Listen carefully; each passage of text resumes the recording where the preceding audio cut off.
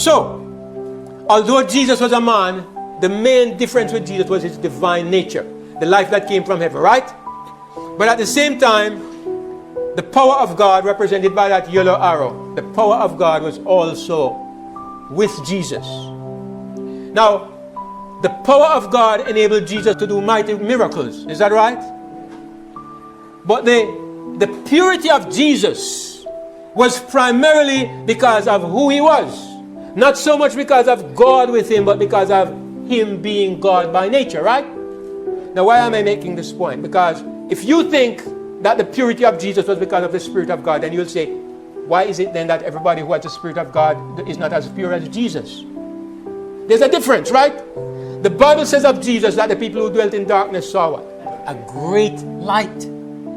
It was not the Spirit of God that was that great light. The Spirit of God gave power, okay? But it was Jesus who he was. The Bible says, John says, we saw his glory. The glory as of what? The only begotten of the Father. That what we saw in Jesus only could be seen in the Son of God. Jesus was divinity. None of us is divinity by nature. We borrow divinity when the Spirit comes into us. We are not divinity in ourselves. Jesus was divinity in himself. He was good as God is good because he was the begotten Son of God.